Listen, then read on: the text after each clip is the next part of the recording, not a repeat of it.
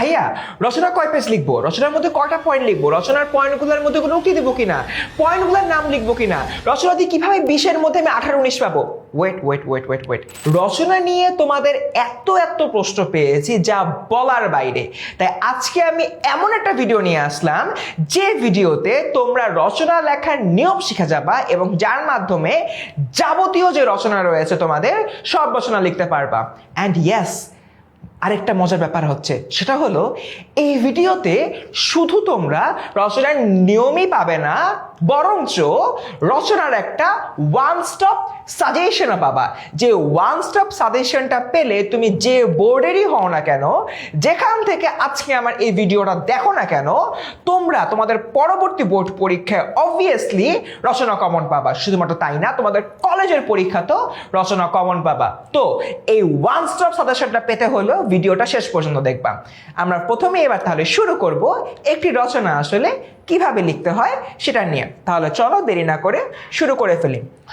রচনার ক্ষেত্রে বাচ্চারা আমাদের সবসময় একটা জিনিস মাথায় রাখতে হবে, এইটা অনেক বড় করে লিখতে হয়, বেশি করে লিখতে হয়। তুমি যদি বেশি করে না লিখো, সত্যি কথা বলতে তুমি রচনাতে কখনোই 20-এ 18 বা 19 এই ধরনের যে লুক্রেটিভ মার্কগুলো আছে, লুক্রেটিভ মার্ক পাবা না। এভারেজে 12-13 এরকম মার্ক পাবা। আর তুমি যদি রচনাতে এভারেজে 12-13 করে মার্ক পাও, তাহলে নির্মিতিতে তোমাদের যে 70 মার্ক রয়েছে, 70-এ তুমি কিছুতেই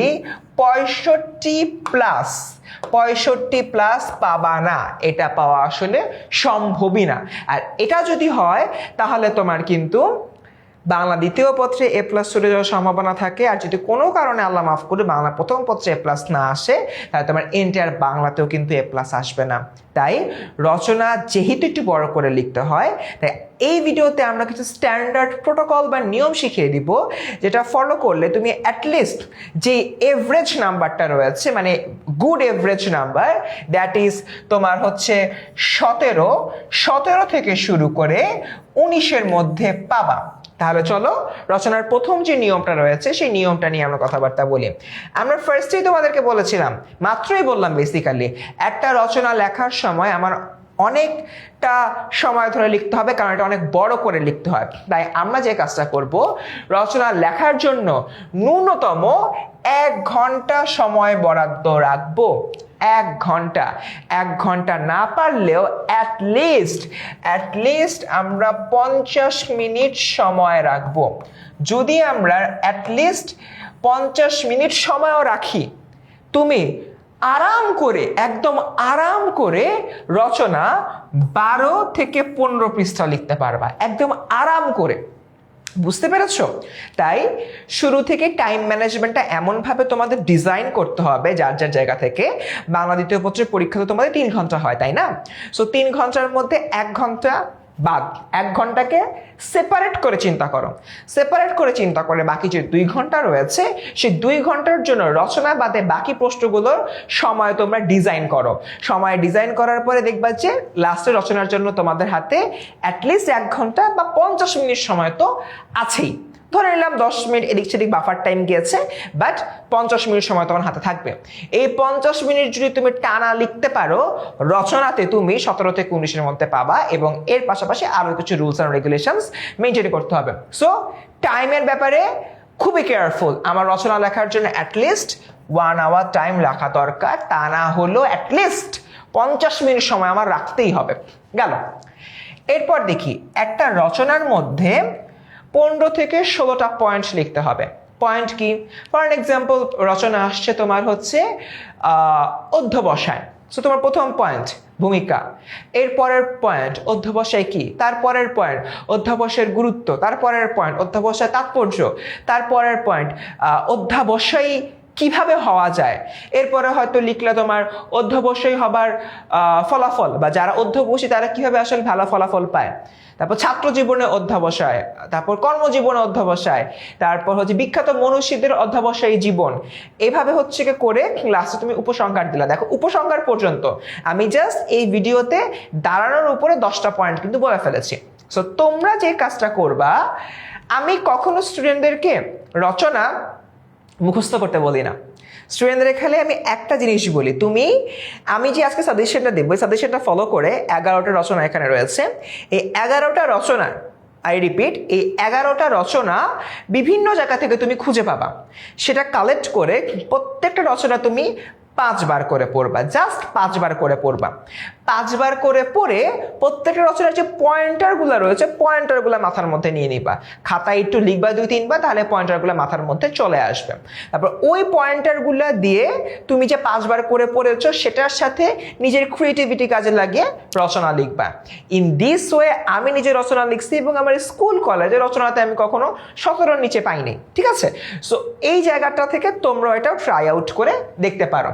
সো রচনাতে আমার কি করতে হবে? অবভিয়াসলি 15 থেকে 16টা পয়েন্ট লিখতে হবে এবং রচনা আসলে মুখস্থ করার কিছু না, নিজের ক্রিয়েটিভিটি লাগিয়ে হচ্ছে লিখবা। বাট রচনার যে পয়েন্টের নামগুলো রয়েছে এটা বিভিন্ন জায়গা থেকে কালেক্ট করে এটা তুমি মুখস্থ করে রাখবা।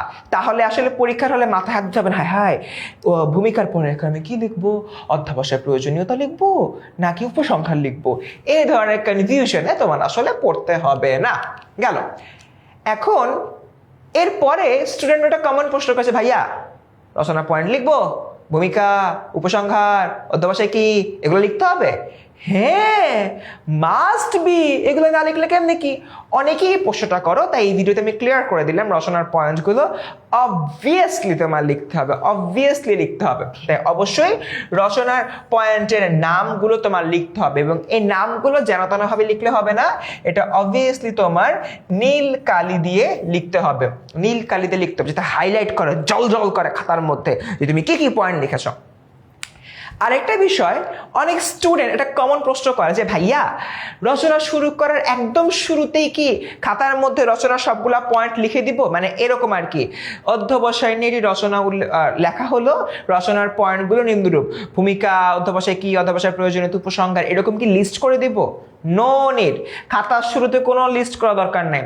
ধরে নাও রচনা আসে 12 নম্বর প্রশ্নে, লিখবা 12 নং প্রশ্নের উত্তর, এরপর রচনার টাইটেল দিবা, শেষ। এরপর ভূমিকা লিখে লেখা শুরু করে দাও। ভূমিকা শেষ হওয়ার পরে অধ্যবসায় কি, অধ্যবসায় ওটা লিখে টাইটেলটা তুমি শেষ, ওই টাইটেলটা লিখে অধ্যবসায় কি এর ভেতরে যা যা রয়েছে সেগুলো তুমি হলে ব্যাখ্যা করে দিলা। খুবই সিম্পল, খুবই সিম্পল। আলাদা করে সবগুলো টাইটেলকে অ্যাকুমুলেট করে একটা নির্দিষ্ট পেজে লিখে পেজ ওয়েস্ট করার দরকার নাই। পেজ ওয়েস্টের চেয়ে গুরুত্বপূর্ণ বিষয় টাইম ওয়েস্ট করার দরকার নাই, ঠিক আছে? গেল। এরপর দেখি রচনা আসলে কয় পৃষ্ঠা লিখবো। মানে এইটা তো আসলে তোমার বিখ্যাত একটা প্রশ্ন, তোমাদের কাছে বিখ্যাত একটা প্রশ্ন, ভাইয়া রচনা কয় পৃষ্ঠা লিখবো, বিশাল একটা বিখ্যাত প্রশ্ন। Answer is standard. আমি স্ট্যান্ডার্ড মানটা বলেছি, আমি জাস্ট এখানে স্ট্যান্ডার্ড যে মানটা, সে স্ট্যান্ডার্ড মানটা বলেছি। 12 থেকে 15 পৃষ্ঠা তোমার লিখতে হবে। এর চেয়ে কম লিখলে আসলে তুমি এই যে আমি এখানে একটা মার্ক রেঞ্জ বলেছি না, এই মার্ক রেঞ্জটা অ্যাচিভ হবে না এর চেয়ে কম লিখলে। সো এই মার্ক রেঞ্জ অ্যাচিভ করার জন্য 12 থেকে 15 পৃষ্ঠা লিখতে হবে। আমার এখনো মনে আছে 2024 সালে আমি হলো এক স্টুডেন্টের সাথে হলো কথা বলছিলাম, 24 অথবা 25 সালে, আমি এক্সাক্ট ইয়ারটা ভুলে গেছি, মানে 25-এর শুরুর দিকে আর কি। এক স্টুডেন্টের সাথে কথা বলছিলাম, তখন এক স্টুডেন্ট হলো গিয়ে আমাকে বলছিল যে ও রচনা 22 পৃষ্ঠা লিখেছে। Can you even imagine? এমন কিছু স্টুডেন্টও আছে যারা রচনা 22 পৃষ্ঠা লেখে এবং ব্যাপারটা এমন না হাতের লেখা অনেক বড় বড় করে লিখছে, ওর নর্মাল লেখাই লিখেছে। রচনা শতভাগ কমন পড়েছিল আমাদের সাজেশন পড়ে, ওই কমনের উপরে বেস করে ও রচনা পুরাটাই মাথায় ছিল এবং সে 22 পৃষ্ঠা লিখে আসছে। খুবই ভালো লিখছে। অবভিয়াসলি আমি বলবো না তোমাদের সবার 22 পৃষ্ঠা লিখতে হবে, যদি কারোর ক্যাপাসিটির মধ্যে কুলায়, টাইম ম্যানেজমেন্ট, হাতের লেখার স্পিড ইত্যাদি ইত্যাদি মিলায় তুমি লিখতে পারো। বাট স্ট্যান্ডার্ড হচ্ছে তোমার 12 থেকে 15 পৃষ্ঠা। এইটার নিচে লিখো না, এইটার নিচে লিখো না, এইটার নিচে লিখো না। অ্যাটলিস্ট 12 থেকে 15 পৃষ্ঠা রচনা লিখতে হবে। এরপর 3 নাম্বার, রচনার সাথে সংশ্লিষ্ট এমন উক্তি দিতে হবে বিভিন্ন মনীষীদের। সাপোজ তুমি হচ্ছে দেশপ্রেম নিয়ে হচ্ছে কি তুমি একটা রচনা লিখছো, তো সেখানে সাপোজ আমরা একটা উক্তি দিলাম, দ্বিজেন্দ্রলাল রায় একজন বিখ্যাত হলো গায়ক, তিনি একটা গান লিখেছেন, ধনধান্যে পুষ্পে ভরা আমাদেরই বসুন্ধরা। খুবই সুন্দর একটা উক্তি। সো এই যে উক্তিটা তুমি নীল কালার দিয়ে সুন্দর মতো হাইলাইট করে গ্লোরিফাই করে লিখতে পারো। সো যাতে করে তোমার ওই যে পয়েন্টটা রয়েছে ওই পয়েন্টের ভ্যালু বেড়ে যায়। তাই আমরা সবসময় রচনার সাথে এমন উক্তি দিব যেটা থেকে রিলেটেড, অ্যান্ড অবভিয়াসলি উক্তিগুলো আমরা নীল কালি দিয়ে লিখবো। কি দিয়ে লিখবো? নীল কালি দিয়ে লিখবো। ঠিক আছে, সো মোটামুটি এতটুকুই। তার মানে আমরা যেটা শর্ট সামারি করি, আমাদের রচনা লেখার নিয়ম কি? নাম্বার 1, রচনার জন্য অ্যাটলিস্ট 50 মিনিট থেকে 1 ঘন্টা সময় রাখতে হবে। নাম্বার 2, আমরা যখন হচ্ছে কি রচনাটা লিখবো, রচনার মধ্যে আমার 15 থেকে 16টা পয়েন্ট রাখতে হবে। নাম্বার 3, রচনা অ্যাটলিস্ট আমি 12 থেকে 15 পেজের মধ্যে হচ্ছে কি লিখবো। নাম্বার 4, রচনার মধ্যে হচ্ছে কি আমি উক্তি দিব বিভিন্ন মনীষীদের, এবং উক্তিগুলো আমরা নীল কালিতে লিখবো। আর নাম্বার 5, আমাদের যে রচনার পয়েন্টগুলো রয়েছে অবভিয়াসলি পয়েন্টের নাম লিখতে হবে। পয়েন্টের নাম ছাড়া কোনো ভেতরের কথাবার্তা লিখবো না। ভূমিকা শব্দটা লেখা ছাড়া ভেতরে হচ্ছে আমি ভূমিকা জিনিসপত্রগুলো যদি লিখে দিই তাহলে সেটা আসলে গ্রহণযোগ্যতা পায় না। তুমি রচনাতে সাপোজ তোমার 18 পাওয়ার কথা ছিল, পয়েন্টের নাম না লেখার কারণে তুমি জাস্ট অর্ধেক পাবা, রচনাতে 20-এ 9 পাবা। So don't do that. এবার শেখ মহেন্দ্র খন্টা হলোকে চলে আসলো তোমাদের রচনার ওয়ান স্টপ সাজেশন, যেই সাজেশনটার মাধ্যমে তোমরা তোমাদের পরবর্তীতে কলেজের যে কোনো পরীক্ষায়, বোর্ড পরীক্ষায় এবং যে কোনো তোমরা পরীক্ষায় বসো না কেন, অবভিয়াসলি কোনো না কোনো রচনা কমন পেয়ে যাবা। So are you ready to get this suggestion? Let's start. Okay, রচনার ওয়ান স্টপ সাজেশন। প্রথমেই যে সাজেশনটা আসতেছে সেটা হচ্ছে স্বদেশ প্রেম। দেখো, জাস্ট তুমি একবার ইমাজিন করো এই রচনাটা কতবার বোর্ডে আসছে। আমি যদি একবার খালি কাউন্ট দিই, 1 2 3 4 5 6 7 8 9 10 11 12 13 14 15 16 17 18 19 20 21 22 23 24 25 26 27 28 29 30 31 32 33 34 35 36 37 38 39 39 টাইমস। 39 টাইমস। এটা তোমার একদম শুরু থেকে যদি বলি, সবচেয়ে ওল্ডেস্ট হচ্ছে কি 2002, আর সবচেয়ে হলো কি নিউয়েস্ট মনে হয় 2025 24 না 22 জানি কই দেখলাম। সো যাই হোক, সো মোটামুটি গত 20 বছরে এটা প্রায় 39 বারের মতো এসছে। সো খুবই ইম্পর্টেন্ট, প্রত্যেকটা রচনায় এভাবে আসলে রিপিট হয়। তবে একটা মজার বিষয় আছে, আমার মূল রচনার নাম হচ্ছে কি স্বদেশ প্রেম, বাট এটাকে দেশপ্রেম আকারে আসে, স্বদেশ প্রেম ও বিশ্বপ্রেম আকারে আসে, জাতীয় জীবনে স্বদেশ প্রেমের গুরুত্ব আকারে আসে। টপিক স্বদেশ প্রেম, বাট এটাকে বিভিন্ন টাইটেল দিয়ে দেয়। কি দিয়ে দেয়? বিভিন্ন টাইটেল দিয়ে দেয়। এইটা অ্যাকচুয়ালি অনেক সময় তোমাদেরকে একটু কনফিউশনে ফেলে দেয় যে আমাদের ভিতরে কন্টেন্ট চেঞ্জ করতে হবে কিনা। না, কন্টেন্টও চেঞ্জ করা লাগবে না।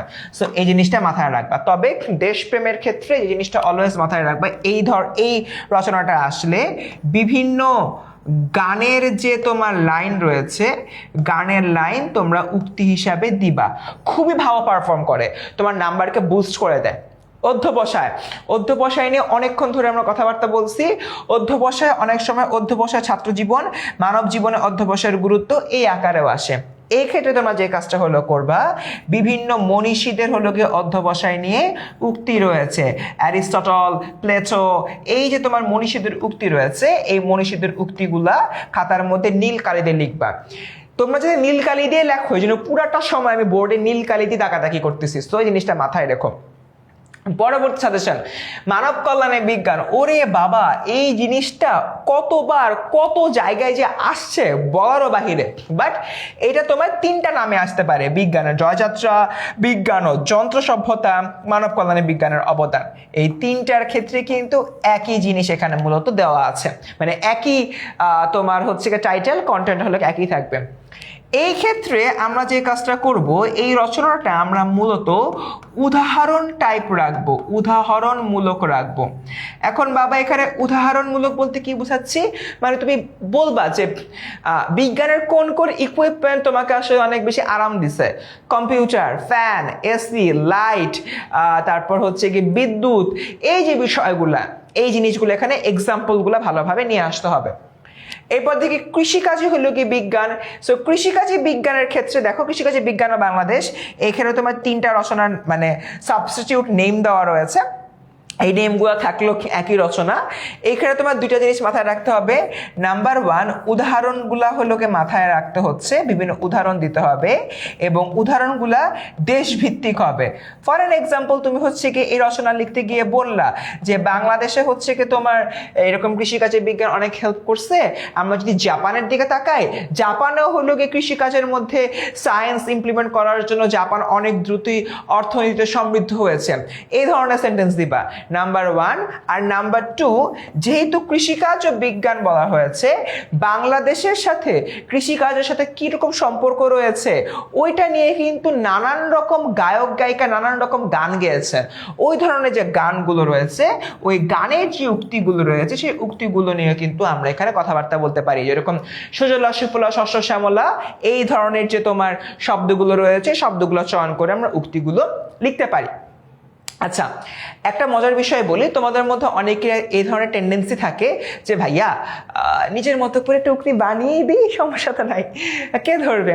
এই কাজটা করো না, কারণ তুমি হয়তো মনে করছো কে ধরবে, বাট যিনি টিচার, তুমি বানিয়ে দেওয়ার যে উক্তিটা উনি এক নজরে দেখেই বুঝতে পারবেন যেটা কোনো একজন স্টুডেন্ট বানিয়েছে। তার কারণটা কি? তার কারণটা হলো এত বছর ধরে তারা শিক্ষকতা করছে, তারা স্টুডেন্টদের এই ধরনের দুষ্টুমি সম্পর্কে বেশ ভালোভাবে ওয়াকিবহাল, নাম্বার 1। আর নাম্বার 2, শব্দ চয়নের একটা ব্যাপার আছে।